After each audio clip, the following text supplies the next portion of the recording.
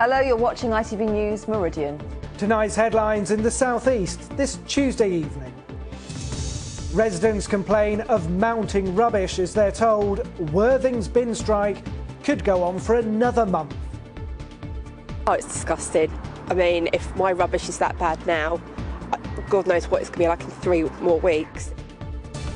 The Coast Guard detains a second ferry over safety as the P&O Ferries boss insists he will not rehire 800 sacked workers. Also tonight, gas safety. Have you checked your boiler since the start of the pandemic? A message tonight. And why the Spa Valley Railway is sprucing up its line in special honour of the Queen's Platinum Jubilee.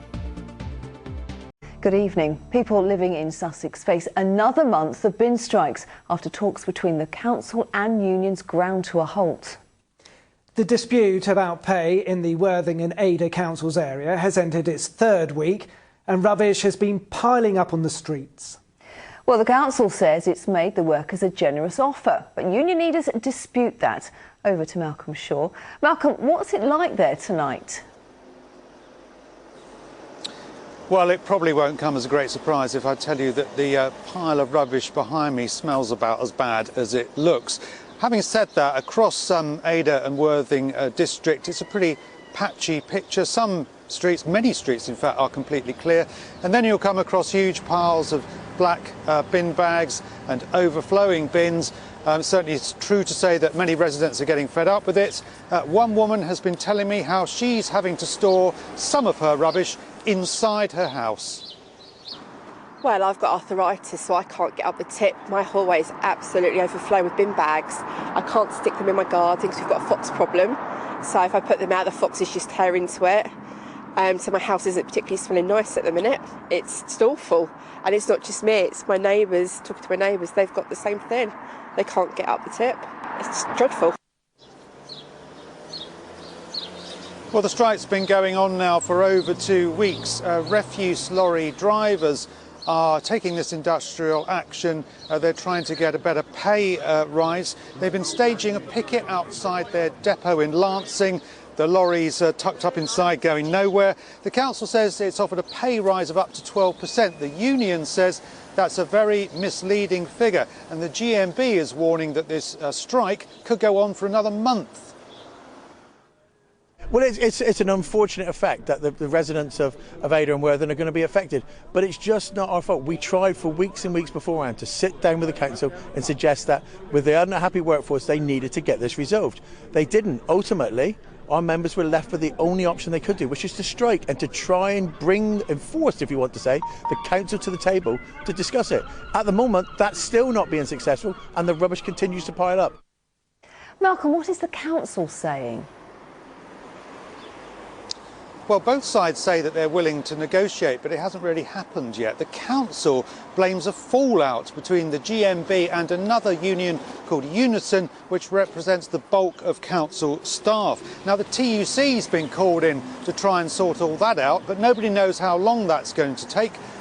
Meanwhile, the rubbish just keeps piling up. Let's hope for a resolution soon. Malcolm, as always, thank you. In other news, plans for a £2.5 billion theme park on the Swanscombe Peninsula have been withdrawn. Wildlife campaigners have rallied against the London resort near Dartford. Developers say they will now resubmit revised planning applications later this year and take into account concerns about transport. But the local MP says he hopes the project's finished. This has been going on now for 10 years. The company behind the London Resort proposal, LRCH, have had that period of time in order to get their application into order and have not been able to do so. I fail to see what any further delay would actually add to it. So I think they need to walk away from this and let's use the wildlife habitat that exists there as an asset for local people instead. 2 people have died in a crash in Calfold near Haywards Heath. Police have confirmed a 30-year-old woman from Elsford and an 83-year-old man from Worthing died on the A272 yesterday. The collision involved 2 cars and a tipper truck. 2 other women, both aged 23 and from Kent, were taken to hospital with serious injuries. P&O Ferries was dealing with another headache today after one of its flagship vessels was detained in the port of Dover because of serious safety concerns. Yes, the company's boss, meanwhile, accused the government of ignoring the reality of the company's finances by calling for the 800 workers to be reinstated. With more on this, here's James Dunham. Seized and not sailing anytime soon. Maritime inspectors discovering serious deficiencies in the safety of the equipment on board the Pride of Kent.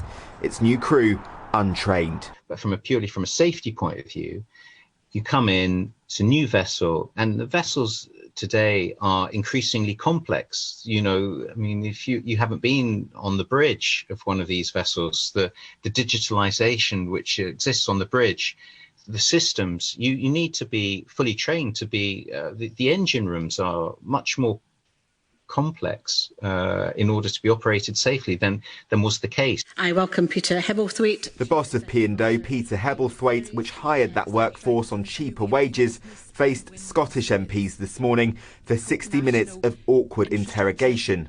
When will you resign? I have no plans to resign. I need to see this through. There was regret. We failed to consult. I don't deny that. And defence. All routes led to irrecoverably losing those thousands of jobs.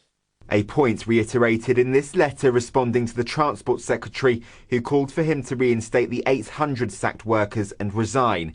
Peter Hebblethwaite telling Grant Shapps, "I am compelled to discharge my duties for this historical company, and I am fully cognizant in the reputational cost to the P&O Ferries brand and me personally." This was the Pride of Kent, a flagship vessel when it launched in 1992. 20 years later, it's detained as P&O tried to shore up its damaged image. Well, live to James in Dover now. So James, almost 2 weeks since those 800 workers were sacked. No P&O ferries there have set sail. It's not just the Pride of Kent, Andrew, just on the left of your screen there, that's been impounded, but also the Spirit of Britain, Spirit of France, which also need to undergo safety checks. And if they don't meet the regulations, P&O will need to make changes on those before they are re-inspected and can be allowed to leave the port. Interestingly, at that grilling today by Scottish members of Parliament, Peter Hebblethwaite said that he understands it could take time to be operational again, in contrast, I think, to the message that P&O put out when they sacked those 800 workers, that they will be able to be restarted in a matter of days. And of those 800 workers, 500 we know have accepted redundancy offers, perhaps unsurprising because the company is unwilling to bow to pressure from the government, MPs and the Court of Public Opinion to reinstate them. James Dunham, thank you very much for the latest. Now, having your boiler serviced is an annual check for most people, but like so many things, it might have been delayed by the pandemic. The problem is not keeping up with maintenance could mean some warranties have now lapsed. And that's on top of safety concerns if gas appliances aren't checked regularly, as James Webster has been finding out. An engineer visits a customer in Ashford in Kent to give the boiler its annual service.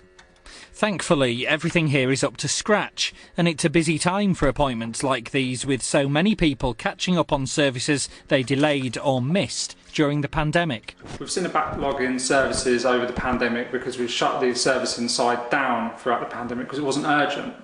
We specialised in doing just the breakdowns, the repairs, leaks, gas leaks, and what that done, that then meant we got a backlog. Every week we were getting more and more services behind. If there isn't that routine maintenance and we can't see inside the boiler, we don't know if there's any water leaks, gas leaks inside the boiler, whether there's any carbon monoxide that's being produced from the boiler.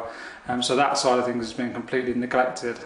Some companies granted extensions to warranties on their boilers, while so many people avoided inviting engineers into their homes.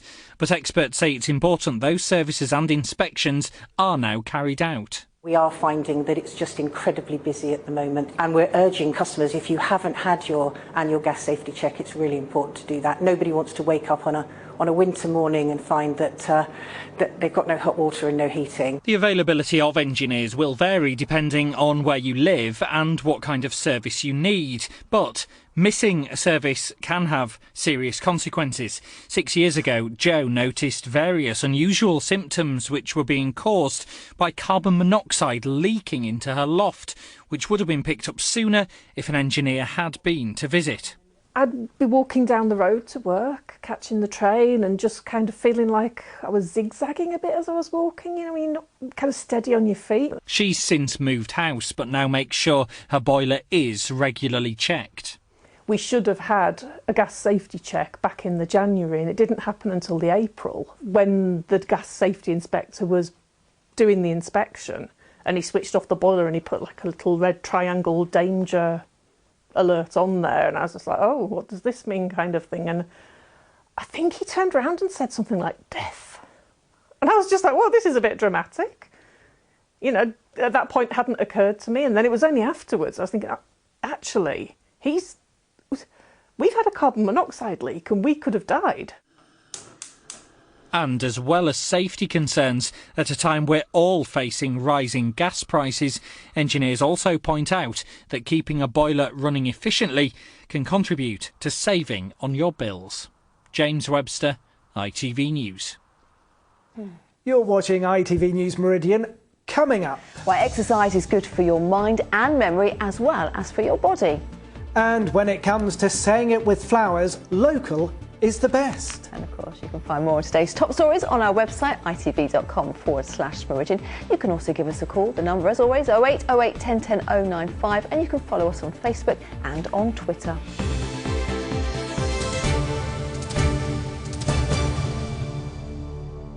Now, later tonight, ITV's concert for Ukraine will be taking place in the hopes of raising money for the humanitarian appeal in Ukraine. Yes, and huge names such as Ed Sheeran and Emily Sandé will be performing, with tickets selling out in under an hour. Amrit Birdie has the very exciting task of going behind the scenes for us. Welcome to the NEC in Birmingham, where tonight some of the biggest names in music are gathering to raise money for the humanitarian appeal in Ukraine. Rehearsals have been taking place on this stage you can see behind me since first thing this morning, with the concert kicking off at 7:45. Artists such as Ed Sheeran, Camila Cabello and Snow Patrol will all be on this stage shortly, with all money raised going to the Disaster Emergency Committee's Ukraine appeal. American artist Gregory Porter is also on the lineup. I think the music has the ability to do what it does in bringing people's emotions to and focus to what's happening. The human suffering. Kyiv, Dnipropetrovsk, all of those cities are cities that I've been in, performed in, and have great friends in. Ivano-Frankivsk. So it breaks my heart to see what's happening there. As well as the music, there'll be short films showing the ongoing relief effort in Ukraine. And those watching at home can donate to the appeal throughout the night. This is 2022, this shouldn't be happening. It's heartbreaking to see, it's devastating to see. And just as human beings, you want to know how you can help. I know so many people have already done that through donating supplies, donating money over the last 5-6 weeks. However, unfortunately, you know, this crisis is ongoing, and we still need to help as much as we can, and tonight's the perfect opportunity to do that. Despite the star-studded lineup, the mood here reflects the reason that we're all gathered at the NEC this evening: a desperate need for aid for those suffering in Ukraine. For the Disaster Emergency Committee, the DEC, this is so important in order to raise awareness about what's happening inside Ukraine, but also to raise funds that are desperately needed now inside Ukraine and in surrounding countries, to help people with food, water, shelter, medical care and even trauma care for the children who have witnessed horrific things because of this conflict. This concert has been organised in just 2 weeks, with all those involved hoping it'll provide a much-needed contribution for those in need in Ukraine. Amrit Birdie, ITV News, Birmingham. And there'll be more on tonight's concert when the ITV Evening News continues with the national and international news at 6:30. Here's Mary Nightingale. On the programme, as the first fines are issued over lockdown rule breaking in Downing Street and Whitehall, did the Prime Minister knowingly mislead Parliament? We have reaction of those who lost loved ones to COVID. I should have banged that door down in the hospital and said I'm seeing my husband, because they broke the rules and got away with it. The Queen did attend the Duke of Edinburgh's memorial service, choosing to arrive with Prince Andrew at her side. The Chelsea owner Roman Abramovich appears at the latest round of negotiations between Russia and Ukraine after reportedly being poisoned at earlier peace talks. And we are just hours from tonight's concert for Ukraine. Well, do join me for those stories and more at 6:30. Now, new research shows regular exercise can help improve the memory of older people. Experts say aerobic exercise is best, with most improvements seen in people who start before their memory deteriorates. Well, those with underlying conditions should get medical advice before doing anything too strenuous. But doctors say even small changes can have big benefits. Kevin Ashford has more. Rajinder Singh and his wife Pritpal Kaur like to spread the message that exercise is good for you. 74-year-old Rajinder was dubbed the skipping Sikh when videos of him encouraging others to get active became popular online during lockdown. What do you get out of exercise? What does it give you? It gives me, I'm not against doctor, keep away from doctor, taking medicine again and again, even I get free, I try to avoid it and I work it out 99%. When I sleep, long sleep, no one disturbs me. That's the thing. Until my last breath, I carry on exercise. And this is in my lifeline. I do hula hoop, skipping, swimming, diving. I just get really happy when I do all this exercise. It just keeps me active. I think your age is on your number. Don't think you're old now, you can't do this. You can do anything you want to do as long as you put your mind to it. So don't ever say, I can't, say I can, and then give it a go. Well, these two are a great advert for keeping active in later life. And the medical profession is increasingly seeing regular exercise like this as a really good way for keeping us all healthy as we get older.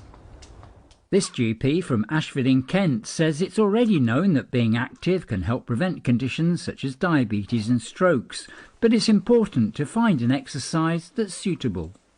Having something simple to do, having something that's accessible, so something you could do in your own home, something whereby you might find that you enjoy it, because if you don't enjoy it, you're not going to commit to exercise. I used to love playing rugby, I used to love dancing, and of course my knees now have told me that I can't do those things anymore. So I have to find a different way in which I can exercise without harming myself any further. Down.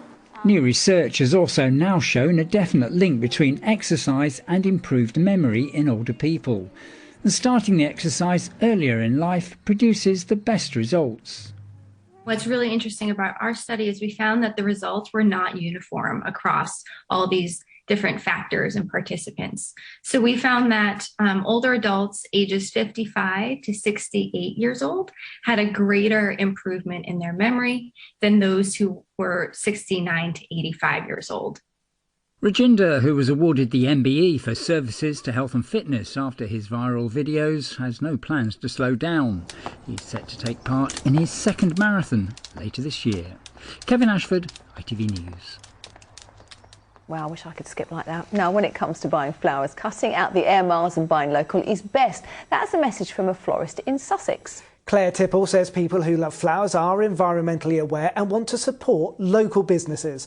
As Lauren Hall explains.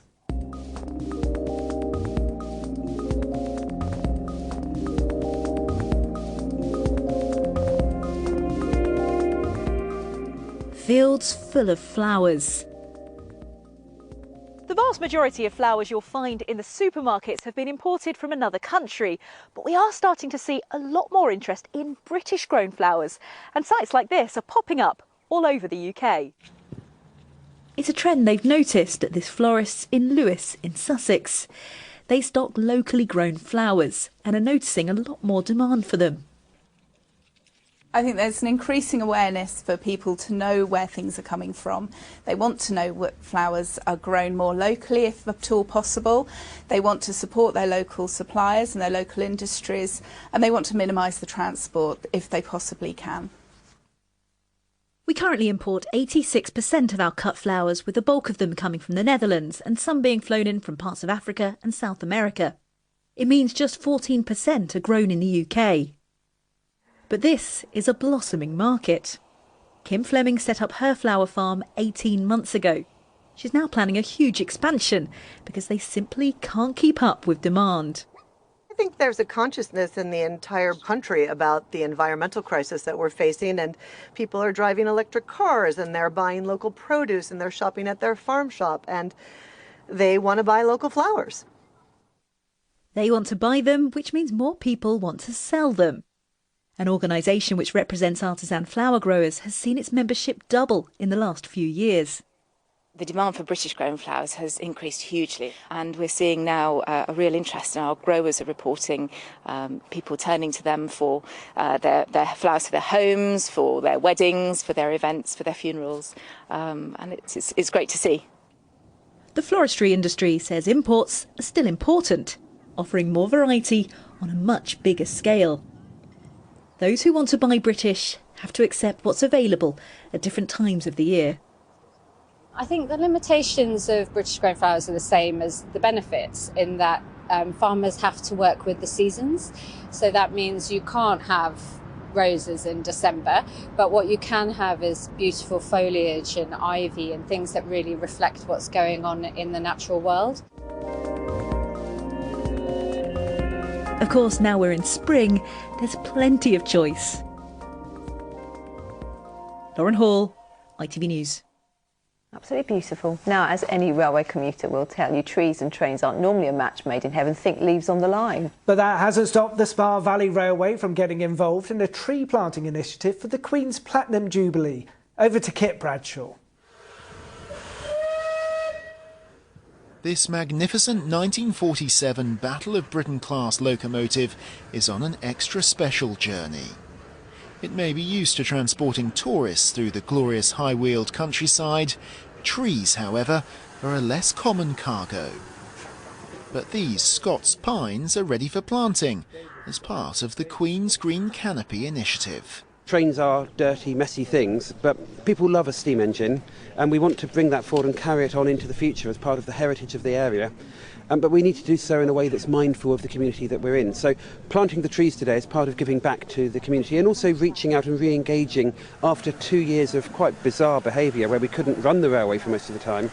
It gives me great pleasure to unveil. The Lord Lieutenant of East Sussex was on hand for the formalities before a short train journey and unscheduled stop to discover these saplings' final destination beside the tracks. 2 of these trees are dedicated to Her Majesty, with another in honour of a long-serving railway volunteer who died last year. In the cab, those at the controls say it's hard but rewarding work. I get so much enjoyment out of being down here. I've met friends for life being involved with this railway, and it brings sheer joy to thousands of visitors every year, which is what we love doing. And this year they're marking the 25th anniversary of the Spa Valley Railway's reopening to the public. This railway is very important because it's a big tourist attraction. We have a festival this year too, so it's all very important that people reopen and actually get on board things and get all the enthusiasts to make this come alive again. Passengers will have to keep their eyes peeled for the new trees at first, safe in the knowledge that they'll one day tower over this landscape long after the age of the steam train is forgotten. Kit Bradshaw, ITV News, Groombridge. Wow. The outlook's bright for the Spa Valley. For us, less so. Here's the weather with Holly.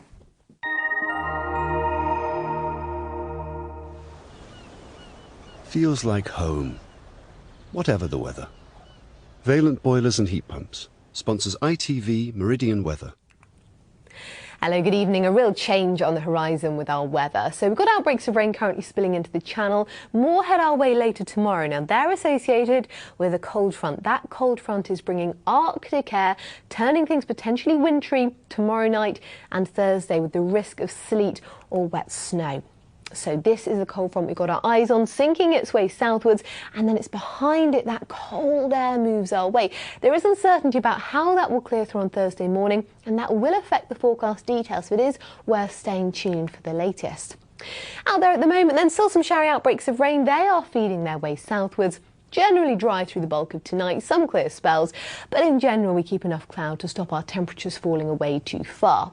So tomorrow morning, frost-free, fairly cloudy. You might see some bright spells at times, but look to the north. This is the cold front starting to edge our way. A few showers could develop ahead of it, but it's this feature that starts to bring that much colder air edging towards us. So, as I say, some uncertainty about the detail, potentially sleet and wet snow into Wednesday night and perhaps to start Thursday as well. We could see perhaps a few centimetres across the downs, for example. Then we're talking wintry showers as we move through the day on Thursday. In addition, cold by night with the risk of frost and ice. Do take care.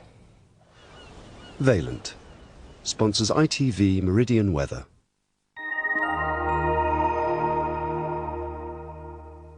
It's getting chilly. In just a moment, the ITV Evening News with Mary Nightingale. Make a date with Andrew. We'll bring you your late news after 10:30. But for now, from all the team here at ITV Meridian, thank you very much for watching. Have a lovely evening. We'll see you soon. Bye-bye. Bye-bye.